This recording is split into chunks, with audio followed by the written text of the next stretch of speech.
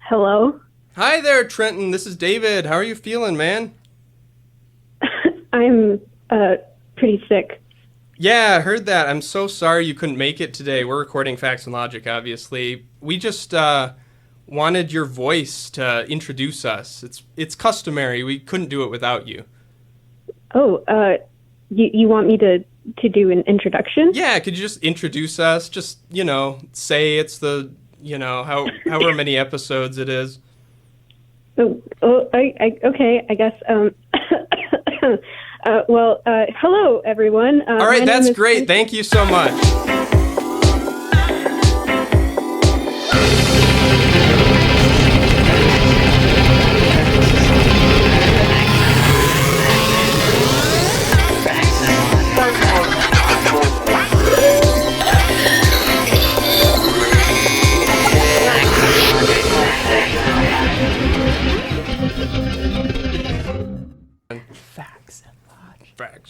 Hey everyone, it's Dr. Mumkins here, turtle musicologist.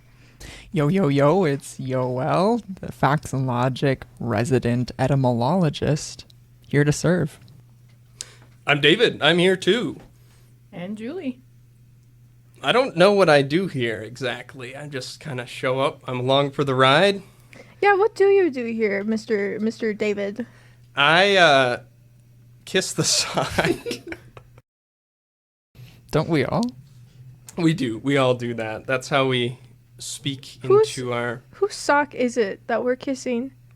Is it the public's? John Johnson's, of course. John Johnson. Oh, man, I miss that guy. He donated his socks to put over the microphones to muffle our sound. Man, remember when we had him on a couple seasons ago? Yeah, I miss him too. We should have him back. It's been a really great run, you guys. We couldn't have done this without Trenton. Rest in peace, Trenton. Yeah, when I heard that he got trampled by that stampede of goats, like some sort of Mufasa, it was absolutely tragic. He will forever be remembered. I cried for weeks. Eternally grateful for washing machines. Yeah, oh, absolutely. I love them. Wouldn't want to kiss dirty socks. No, yeah, that would be bad. In fact, our episode this week is sponsored by washer machines. Yeah. Shout out to washer machines. Woo! Do you know who invented the washing machine? I'm not sure I do. Me neither. It's got to be some sort of Middle Eastern origin, yeah? That's possible. Do you have any theories about that? There's a lot of dust. There's a lot of dust. They had to wash their clothes. Yeah. But like how cats will roll in the sand For sure. to clean themselves, or chinchillas will clean themselves with volcanic ash. Mm-hmm. So I'm wondering if in sandy places they just clean themselves with sand. Okay, so you know how... Sounds sanitary. Sanitary.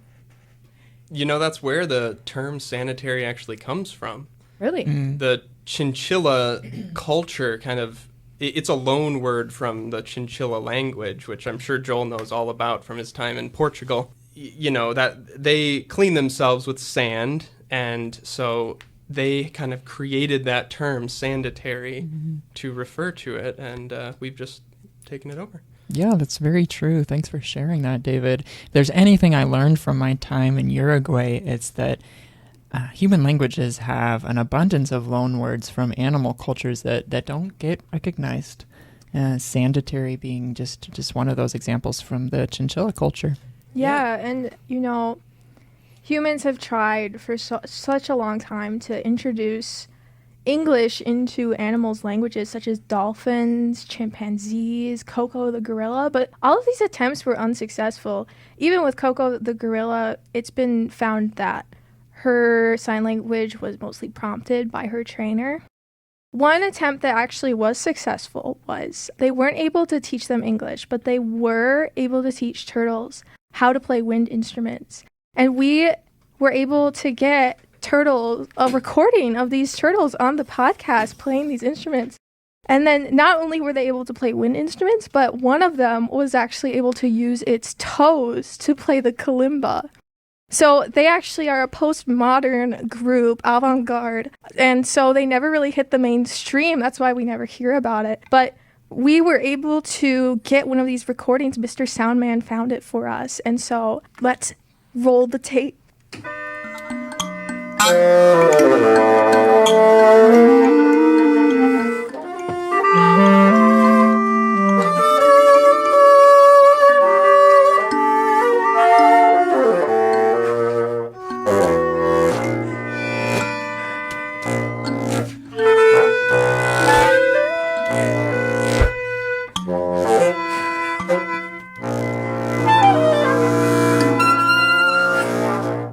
Thank you so much, Mr. Salmon, for finding that for us. That's truly a treasure. Who's the conductor of that group? Actually, it was my grandfather, Dr. Fluffle Mumkins. Oh, Yeah, he was a huge inspiration for me, his research in turtle music. I've always wanted to follow in his footsteps. Yeah. That's awesome. He was quite the remarkable man. I met him in my time abroad, as we've been referencing to in Chile. He was an instructor at the university I was at. Unfortunately, I didn't get to take any of his courses, but I met him at a research symposium. That's a shame. The primatologists who were trying to teach chimpanzees how to do sign language were really opposed to Dr. Mumkin's research and tried to bury it any way they could. They thought that the music the turtles produced was unethical and frankly satanic. That's how he lost his job, and my grandfather actually died in poverty in a nursing home at 125 years old. Wow. Yeah. Tragic. Wasn't he also a theologian, though? Didn't he have some sort of authority on these matters? Did no one...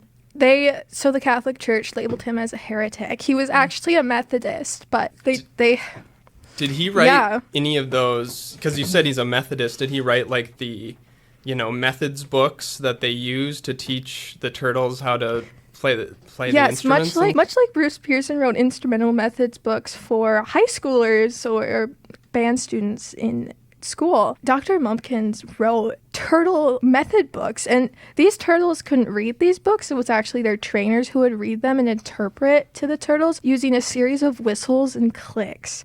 Yeah. Wow. I think it's really fascinating that the writing of a particular genre of instruction book has become so core to the Methodist faith to the point where they actually use that term to define themselves. Yeah, their worship groups have in the last 30, 40, 100 years have been turtles. They've had turtle worship teams. Yeah, the turtles are led by the Holy Spirit to play just whatever is in their hearts.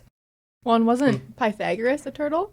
Pythagoras was a turtle, actually. His mother was a sea turtle and his father was a snapper. I forgot to mention, and so if you want to look them up, the turtle quartet that we listened to earlier is called the Snapping Four. The Snapping Four, yeah. Can we get some snaps for the Snapping Four? Yeah. I can't snap. Does anyone else have, parents or grandparents who significantly contributed to academia? No, I don't have religion? parents. I did have a grandfather. No parents, though? I did too, actually. He really influenced my, my love of truth and my passion for it. As is our motto. Right, as is our motto, the passion for truth. Leads to logic. Mm-hmm. I know my father was of the Mumkins dynasty, but my mother, we think, might have been the wind or the rain. All right, now it's time for Interview with a Sheep. All right, this is the segment of the show where we interview a sheep about major questions of great import. Our first question is, let's actually meet our sheep here. What is your name? Nice to meet you. Very, very nice to meet you, Mr. Steve. All right, our first question for you is, what is your...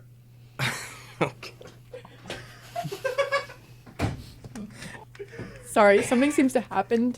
I know Seems to have Trenton happened. got hit by lightning last week, but you really, this is a business. You really need to get into here, Some Graske. professionalism would be greatly Oh, appreciated. I'm so sorry, Mr. Steve. Oh, Just give us one thank moment. thank you, Mr. Steve, for bringing us back. So, sorry, I just had to. We're still in mourning about Trenton. Yeah. I just needed to take a moment. Thank you.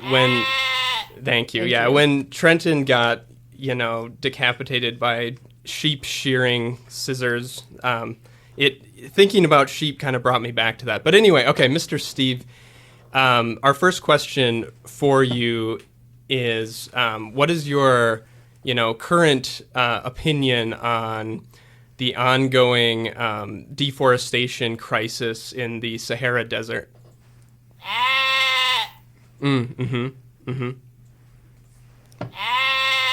Interesting. Okay.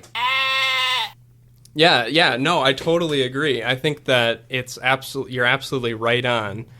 I think that the problem is just, it's so clear, and the people, they just need to understand the truth of the matter, and then all of the issues that we're having just go away. I mean, it's the same thing with hunger. World hunger could be solved with, fairly simple means. Do you agree? Yeah. Yeah. No, totally. That's very, very insightful. Yeah, I think that we really just need to embrace these ideas. And I know they're uncomfortable, and a lot of people don't want to talk about them because, they cost money, and we don't like to spend money. Right? Exactly. It's really, really tragic. There's just so much greed in the world, and so much of this, it doesn't need to be there. Yeah, absolutely. It really warms my heart to hear someone so passionate about these issues, and just so willing to, put your voice out there and affect the culture and affect real change. I think you're an inspiration. Yeah, I mean, don't be modest, but you are truthfully one of the most brilliant speakers, brilliant thinkers that I've encountered in my time. And I really appreciate you coming on here and sharing just a little bit of your insights and your thoughts on this matter. Oh, thank you. I shouldn't, but thank you. Thanks for coming on. Can we get some thanks for our guest speaker, Mr. Sheep? Mr. Steve, give it a round of applause. David, in all the years that we've been doing Interview with a Sheep, that segment, I've never asked you when you found the time to learn that dialect of sheep. Well, I actually went to a sheep immersion school. My parents were very important in bringing me to sheep culture, and I spent, the first 10 years of my life essentially, surrounded by sheep and sheep language, and it wasn't that difficult to pick up. Do you have any ancestors that were sheep? No. What was No. for fun? No. Yeah, I wish my parents could have afforded turtle immersion school, but you can't have everything. No, it was pricey. I mean, it's not cheap. Sheep are not cheap, as is our motto. Very true. Amen. That's really I would profound. certainly echo that. Very, very well spoken. Yeah, And may I add, your articulation and timbre just sounds so native-like. Yeah, So- no, if you knew the language, you'd know that I definitely have an accent, but I appreciate it. So, Joel, I was just thinking about this. How many languages do you speak? How many languages do you know?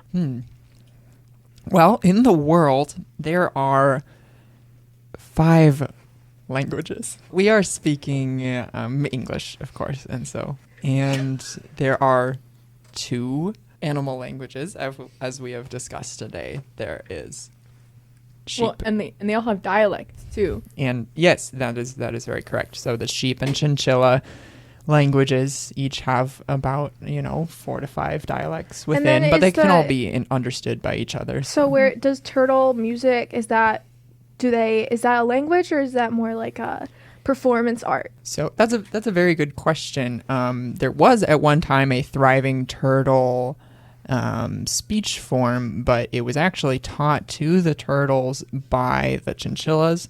And that form is unfortunately extinct, and now the turtle music art form is strictly from tradition. No one speaks it fluently. Gotcha. So yes, there are 5 languages: English, Chinchilla, sheep, and Hindi. there is Hindi, and there is a final language that is really on the cutting edge of my research that I've been doing recently. And this actually has been a cooperative effort between me and with my work at the University of Arizona and our listeners. During the last couple episodes, we have elicited responses from our listeners, inviting them to search out etymological fallacies that they find in their day-to-day conversations with people, some purported lies that have infiltrated in our society. And that has to do with English so-called compound words. I say that in very obvious air quotes because we think that our words like mailbox and doghouse seem to somehow come from the individual parts from different English words, but there was a 5th language recently discovered on the island of Malta in the Mediterranean Sea, and it is actually a Creole language between Hindi. There were Hindi cartographers who came there in first century BC and made settlements there, and the chinchillas who were already there. They were very, open-minded people, the Hindi cartographers, and so they took upon to learn the chinchilla language, and what resulted was a Creole language between the two. And so, for example, I said doghouse. So the chinchilla word for friend is actually huis. Say it with me, everyone. Huis. Huis. Huis. Very good. And the Hindi word for tree is daug. Daug. Very good. And so what resulted was when animals started to be domesticated, when the chinchillas started domesticating, lizards or different island fauna, right. They invited them to live in their trees or their daugs. And what resulted in this Creole language was the word daughuis. Very good. I think, David, you were about to say that. And you're very, very bright person. And so what resulted in this Creole language was a number of compound words that eventually entered English by way of the Vikings, who, during their raids into Europe and as far south as the Mediterranean Sea and Malta, brought them back and introduced them to English when the Danes raided the British Isles. And so English has no capability of producing new compound words. Let it be stated. Let us eradicate that fallacy here and now. And let's remember that the English language almost went extinct itself. I'm reminded of this historical story by our weather here at the studio today. It is a complete and torrid downpour right now. It really just reminds me of when Trenton drowned in the Malta Sea. Wow. That's tragic. Such a tragedy. But the rain, the Vikings almost didn't survive a storm. They were almost shipwrecked around Malta, I believe. So it's a miracle that the English language even persevered through. It really is. Right, we could have been without compound words. We would have had to hyphenate everything. Exactly. Yeah. Yep. That is really cutting edge research, Joel, and I'm really glad that you brought that forward. Your time recently studying in Malta must have been a really big influence on that. And I'm glad we can have such a brilliant scholar on the cutting edge of this research here, because a lot of the universities don't want to touch it. I mean, it's kind of controversial. Some people, They really have their Anglo-centric model of language, and they think that our words just all independently, I don't know, spontaneously came into being. But no, it's totally more complicated than that. It's certainly a provocative theory that I and my team have put forth. But yes, it was a very formative experience being in Turkey, studying this language, and, visiting with third and fourth generations who have committed to speaking this Hindi, Chinchilla Creole all this time. I feel like right now is a really good opportunity to mention to our listeners that this is a Phäx and Lãodgeick exclusive, and Joel's research is almost exclusively here featured on our show, and can be found on our Patreon for a bi-weekly payment of $300. Which is quite a bargain, I might add, given the prices that most academic institutions require. But one of the resources you will find if you do subscribe to that tier of Patreon is up-to-date play-by-play of my most recent research, which is diving into rumors about language number 6. So it's pretty exclusive content, and we don't want to miss out on that. Yeah, and absolutely. if you pay $1 a year, you can actually help with Joel's research. You can join the Discord and add any research you find about linguistics and etymolology. You'll actually get access to the working Google Doc that is my postdoc project. You can help edit his document. Have at it. Please help me. So about the 6th language, actually, you and I have been researching a potential 7th language. Very true. Yep. That's right. No, the 6th language is a mystery, but the 7th language is controversial at best. This has started sometime in the 800s, 16,000s. Somewhere around right? there. It was, and you'll have to remind me what we were calling it. It was like a Creole between some dialects of English, Japanese dialect, and the Spanish dialect. Is that right? I'm not sure what Japanese is. Emma, That's a good point. This is a little bit controversial even for me to talk about this. I don't really buy into the 7th language business. This is, Phäx and Lãodgeick. I like to keep it factual. That's true. It might not be the truest truth, but it might be true.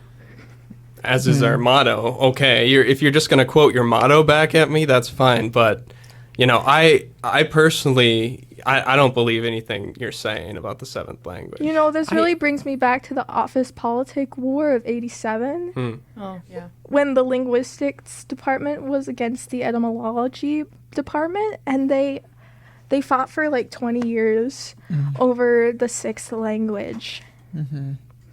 Yeah, it really brought the entire academic world to a standstill for years. Yeah, I hope this disagreement doesn't affect our business relationship. Oh, no, not at all. Not at all. Great. I That's appreciate great. what you do here, Yeah, week after week, day after day. And with the truest truths, we always want there to be a healthy amount of true skepticism. Right.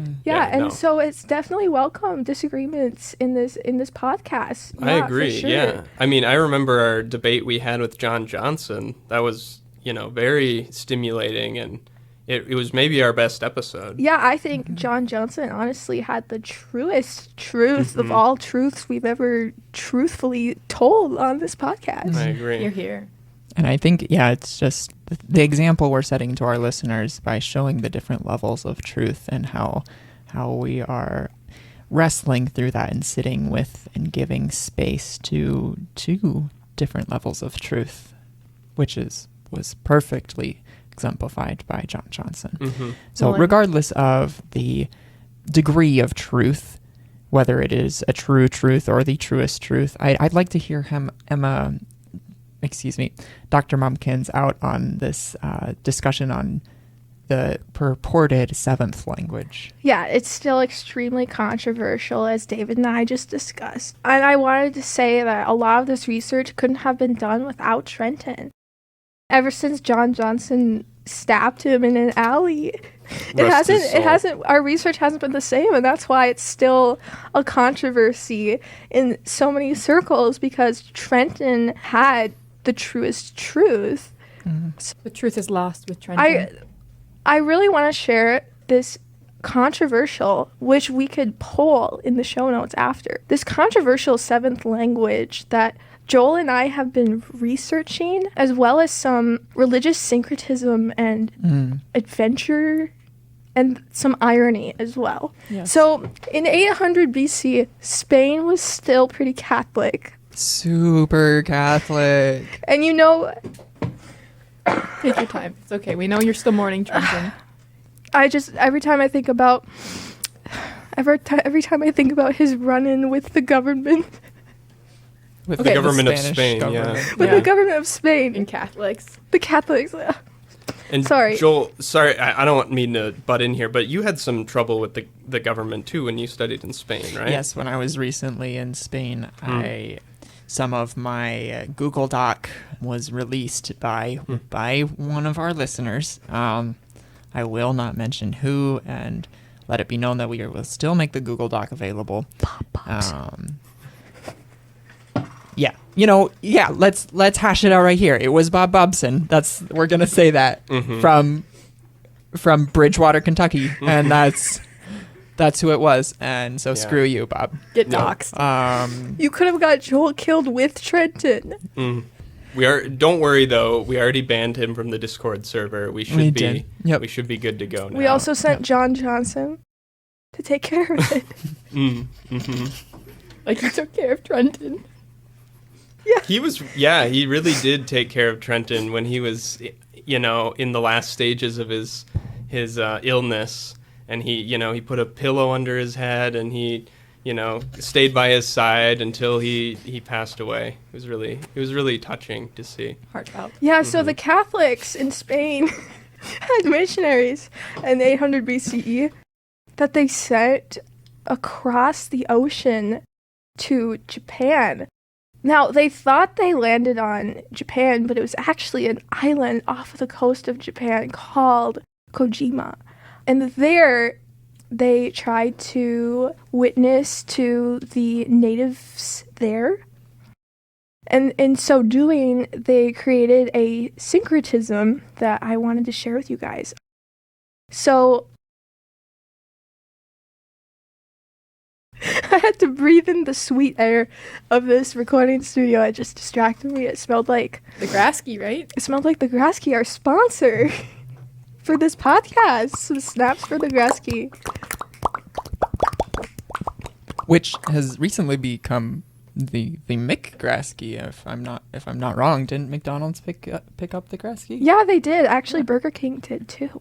Okay, wow. But the McGraske is actually a false and unendorsed spin-off. They totally ripped me off. This is corporate greed at its worst. And so the true Graske, we all know the ratio. Right, all right? Right. McDonald's decided, there's too much coffee in it. They increased the ratio of lemonade to coffee, and it totally throws off the mixture 100%. I can't stand it. That actually is what killed Trenton. Exactly. This is dangerous, and they're selling it. Exactly. He went to drink his Graske, and the acidity level. Yeah, the shock of the misuse. Right, exactly. So I think that it's really tragic. It's terrible. This company, just to cut costs and sell more product, they're putting out a dangerous product out there onto the market. And so I say boycott McDonald's, boycott the McGraske. There's a true Graske stand. It's in Arizona. Go there and buy it and enjoy. And that's our motto. If you pay $2 every 2 years, we will send a Graske box to your house. A cardboard box full of liquid. Yes, the Graske, the true Graske. Yeah, I work at a shipping store, and we pack it perfectly. We pack it made with love, and we send it. It's frozen, if I remember correctly. Yeah, yes, it is. Yeah. It is frozen. A cube of Graske. Yes, and you'll also get a packet of dehydrated water. Yes, just add water. Yeah, just add water. Just add water. And also, the box that it's shipped in can be folded and manipulated and will be special Graske cups that will enhance the flavor and enhance the taste. It's got a little bit of garnish in it. It's quite incredible. That's right, Julie. Hey, So- Mr. Soundman, you tried the Graske recently. What were your first impressions? Well, I would have to say, the last time I drove my car in the morning, and I was thinking about you or you guys eating lunch at the Mel, and we're going to be a little late, but I can get there a second one of the hot box, and I will be there in about an hour or so, and then I'll be home in a few minutes to get the old one. That is a good one. Thanks, Mr. Soundman. Thanks. Thank you. That was very great. That's Very a really insightful. fresh take. It on is. Yeah. Graske. Haven't heard that one before. So back to Catholics. Anyway, Yeah, those so how about when- those Catholics?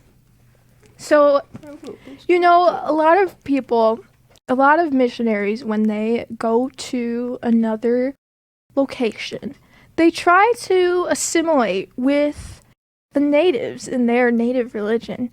So when the Spanish Catholics in 800 BCE went to the island off the coast of Japan, they learned about the yokai. And one of those yokai is the kappa. And now the kappa is a type of turtle yokai with a bowl-shaped indent on its head.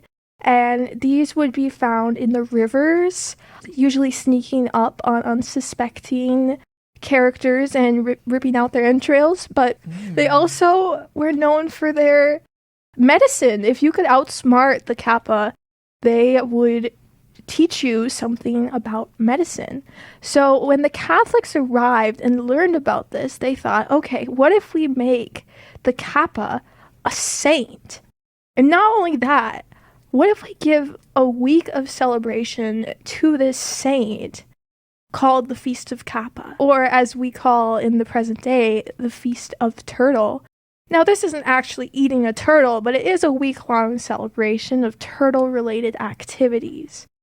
When the native on this island heard about this, that the Catholics had come and were spouting this nonsense, they all moved to an island right next to the island they were on, called Island Number 2. I don't remember how to pronounce the actual name. Joel, do you remember?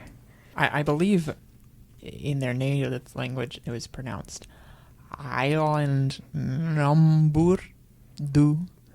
That's right. Thank you, Joel. I'm not going to try to pronounce it myself. I'll just completely butcher it, but thank you.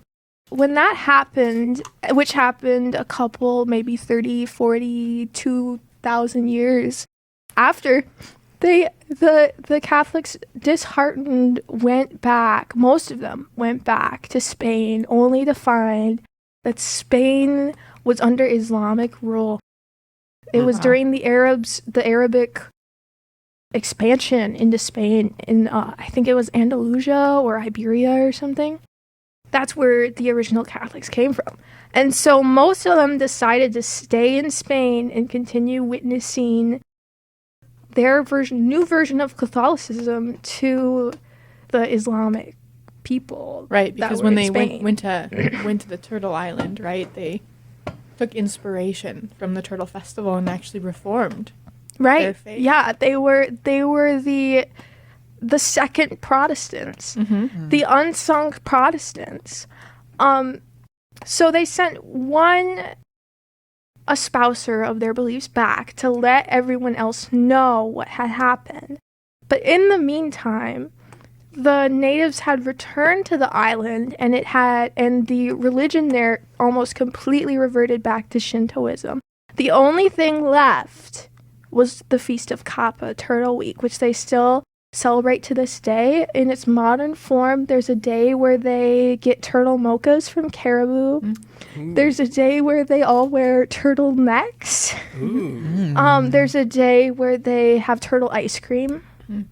All the children, so there's people who dress up as the kappa with the bowl-shaped indents and all the turtle trappings, and they leave ice cream outside everyone's door. And so they don't actually have a set date for this holiday. It's just whenever the first turtle appears on a log in the sun. So this year it's actually going to be April 27th, I think, because they just saw a turtle, and so they use the next week to be Turtle Week.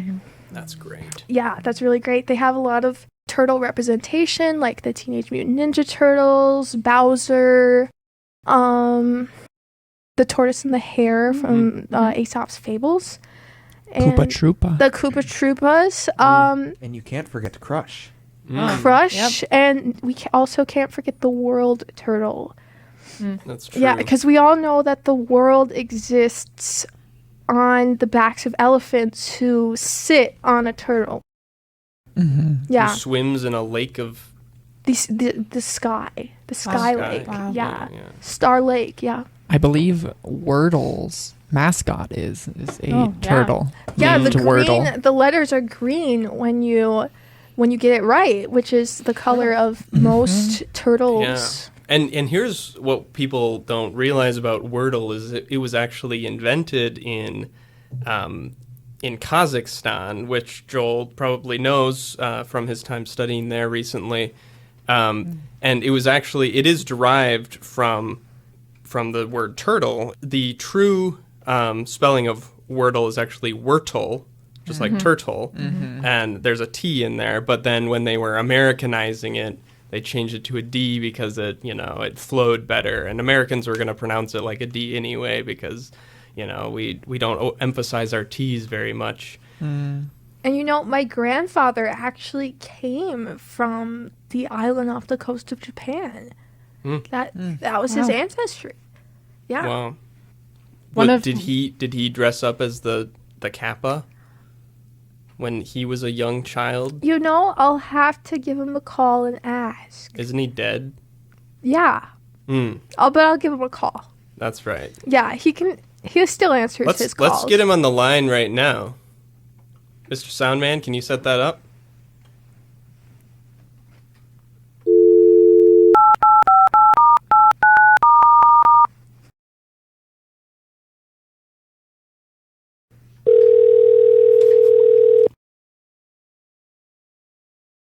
Hello? Grandpa, how are you doing? Oh, it's been good. Have they been feeding you well? Have they been taking care of you? Yeah, actually they have. I've had a good amount of sushi lately, and a good count of houseflies. Oh, good. So we're just talking about the Feast of Turtle and had some questions for you. Oh, sure, I'd love to answer them. So did you yourself dress up as a kappa? Yeah. When I was a young boy, I was actually recognized by most of the people in my village on island number 2. I won't try to pronounce it in the native tongue because I don't believe I'd be able to enunciate the vowels properly. But when I was a young turtle, they actually recognized me as the future kappa of the village. Grandpa, are you a turtle? I once was, and then I was not, and then I was again. Wow. That's really beautiful. So my colleagues, do you have any other questions you want to ask my grandpa while he's on the line? What's it like being dead? Very relaxing. You don't have to be anywhere on a schedule. You can just lay in bed all day Is Trenton there and just... with you? Yes, Can we speak to him? Well, he's taking a nap right now. Ever since he got hit by the bus in Istanbul, I think you might remember that city from when you were in Turkey recently. Yeah.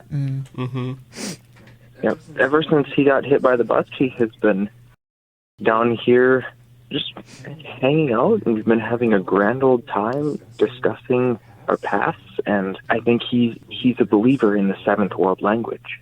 Is he? Wow. Oh, of course he is. Yeah.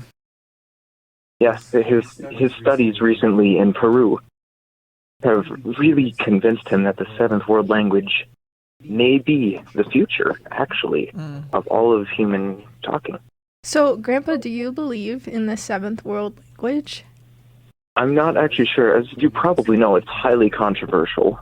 It tends to split friendships apart. So Like Monopoly? Yeah, very much like Monopoly, actually, and even more so like the Settlers of Catan. Can you play Monopoly in the afterlife? Or is it a sin? You can. You just have to play it entirely in your head. It's a very unique feeling. Can you play the Cheaters edition in your head? Unfortunately, no, because ever since the Catholics evacuated Portugal when the Islams took over, they made it so that if you played the Cheater's Edition in your head, in the afterlife, you got shipped straight to purgatory. Oh, wow. Gotcha. Yeah, I Well, think thank that's you. in the Apocrypha. Yeah. Yep. It was one of the most recent additions to the Apocrypha. Right. The Book of Johnson. Did Johnson Authored by write John a book? Johnson, yeah. That's Well, it was actually John Johnson and Bob Bobson combined. Yeah, but we don't. Screw we you, don't talk Bob about Bobson. Bob Bobson. He's docked. Get him out of there. that's why it's in the Apocrypha. Yeah. Can't be canon because of Bob Bobson. Well, thank you so much, Grandpa.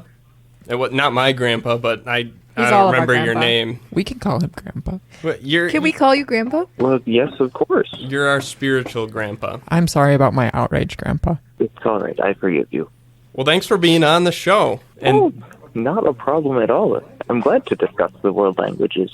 thanks so much. I'll call you next week. Sounds good. Bye. Okay. Bye.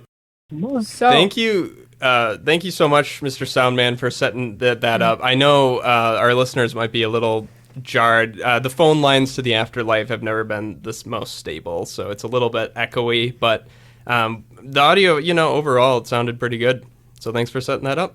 Anytime. Glad Julie, to you had help. something to say? yeah, so going back to our Turtle Festival, our Turtle Week, you mentioned turtlenecks. Do you know the invention of turtleneck? I do not. So they actually originate from France with the baptism of Clovis. Who's Clovis? Clovis was one of the first kings of France who was baptized in Reims. He was the first Frankish king to be baptized. Wow. And actually, he made it mandatory for all baptisms to take place while wearing a turtleneck. What denomination was he? He was some sort of mixture between Catholicism and Methodism, actually. Oh, the Catholic Methodist. Yes. That's right. That's why, as Protestants today and as Catholics, when we're baptized, it's not actually a valid baptism unless we're wearing a turtleneck. Do you think Catholic Methodism is the true denomination? Like, you have to be Catholic Methodist to be saved? Well, I don't know that Clovis even believed that. Okay. I think that with the inclusion of turtlenecks, he made it so that everyone who felt comfortable and warm and had the proper coverage to be baptized could be saved. Yeah, I know some religious groups require people to have head coverings. So would you say this is like, instead of a head covering, you have to have a neck covering? Yeah. Yep. And Oh, I'm okay. sure Yeah. I'm sure it has some influence with the turtles. I'm sure that it For takes sure. some of its importance from seeing turtles and how they live. Well, wasn't there turtles that came out of the Reims River yeah. at the baptism of Clovis? Mm-hmm. Yeah. Mm-hmm. That's okay. I thought, yeah. It was a that's- blessing. It was a blessing, and so he took it as a sign. Yeah, I think it was a painted turtle. Oh, yeah. So, like, it had, like, the Sistine Chapel painted on its belly. It's, I forget what it's called, the plastron? The plastron. which of course is where Michelangelo got his inspiration as well. Right, yeah. So a lot of our art historical knowledge and valuation comes from turtles, actually, and comes from turtles as blessings to the human race. Sometimes I wonder. I don't want to say this is the truest truth. Obviously, there's going to be some skepticism, which is welcome. But sometimes I wonder if turtles are angels. Mr. Soundman, what do you think about that? I'm inclined to disagree, but what do you think? The soundboard and speakers set up the redundancy configuration for the first time we go on a different switch, and I have to be in the office VLAN on the road, and the examiner is it a sousaphone or a PFPS2 or something like this morning, so I don't know if I have to go to bed early and get back to work. Wow. I totally disagree, actually, but, we respect each other's opinions here. No, I think Facts and it Logic. was well said. Actually, I'm gonna disagree with you, Graske.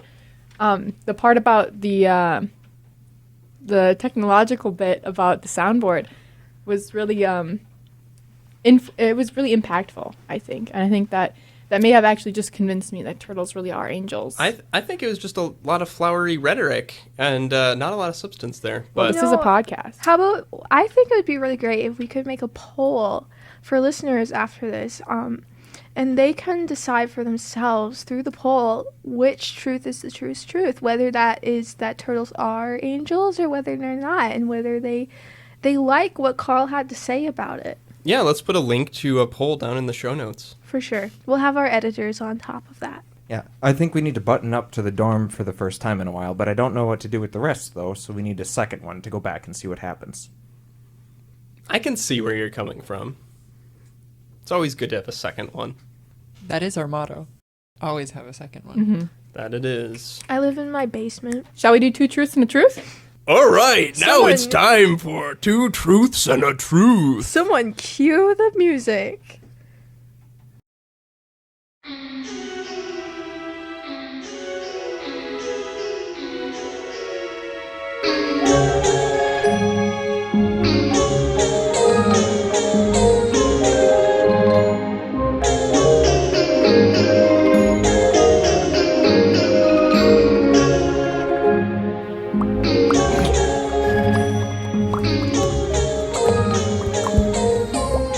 All right, today on 2 Truths and a Truth, this is the segment of the show where we say 3 true facts, and 2 of them are true, and 1 of them is especially true. And then you try to guess, and then at the end of the show, we'll tell you exactly what the truest truth was. And subscribe to our Tier 8 Patreon to find our backlog of truest truth, 2 truths and a truth series. And today, sharing our truths is we got Mr. Steve, our favorite sheep contributor to Phäx and Lãodgeick. So, Mr. Steve, what is truth number 1? All right. Wow. Yeah, that sounds fairly true to me, but I'm not even sure on these. Truth number 2, Mr. Steve? Thank you. Yeah, you guys will have to mull that one over. And number 3. Thank you so much, Mr. Steve. Our listeners will have a real brain teaser with that one, I think. At the end of the show, as always, we'll give you the true truths out of the 3, and you'll all be able to, see if you were right. Thank you so much, Mr. Steve, for coming back for that bit. I am curious, though. I'm curious. What do we all think? That's yeah. Let's go around. Do you think 1, 2, or 3 is the true truth? I'm inclined to believe it was the one about the trees, where every leaf is a little hand, and the hands can tell the weather and predict it. I think that one's definitely the truest truth. It could be. I always thought it was number 1. Yeah. Yeah, I mean, truth number 2 we all heard growing up in school, but Right. as we know, Right. our education system is, A bit lacking. yeah, to put it nicely. Mhm. Yeah, and then, truth number 1 just sounded, it sounded like there was some substance to it, but it didn't, yeah. I don't know, it felt a little just provocative to be, for the sake of being provocative, and I don't know if that's something I really stand for. And so I'm inclined to go with truth number 3 as the truest truth of those truths, which are all true. Right. So we're on the same page. Yeah. Yep. What do you think, Professor? Well, Anyway, what do you think, Trenton? That was really profound, thank you. Yeah, he's with you, Julli. As usual. Of course. The trees. I mean, the trees with the little hands. You can't get any truer than that. Do you think they if that's, well, it is true, but I don't know if it's the true truth. But if it's the true truth, do you think that they use the little hands to strangle squirrels? Well, how else are they gonna predict a thunderstorm? It's true. We do not. That was the squirrels. Now, Stevenson, you're not allowed to give us any hints. Are we gonna have? We're gonna have a problem. Yeah. Yeah, he's being a little bit extra today. Honestly, kind of pretentious. Let's just tone it down just a little bit, Steve. We're not that kind of podcast. So someone want to call security and take Steve out? Yeah, Mr. Soundman. Thank you for your time, Steve. Thanks so much for being on, but yeah, let's get him out of here. Look, got wool all over my coat, yeah. All right, he's out of there. Back to the farm. Yeah, he's got a lot of good things to say, but he can be a little edgy. You know, Trenton was with him when he died. That's right. I just took care of Steve the same way that Trenton had to go, unfortunately. John Johnson? That is No. too bad. No, when Trenton got stuck in the really big rat trap, and he lost 2 of his limbs and unfortunately bled out and died. Oh God, did you kill Steve? Wait, did I say that out loud? Shoot. Oh my God. So just for legal purposes, no one died during the filming. No animals were harmed. No animals were harmed during the filming of Phäx and Lãodgeick. Guys, do we have our lawyers in here? Guys, we should go. Guys, I think we need to go. So thank you everyone for listening today. You can find us on Patreon. You can follow our Twitter at Phäx and Lãodgeick. And we're gonna have Is there anywhere else you can subscribe? And just quickly, we'll tell you the true truth. Oh wait, Steve, he had the true. Well, Cue the music.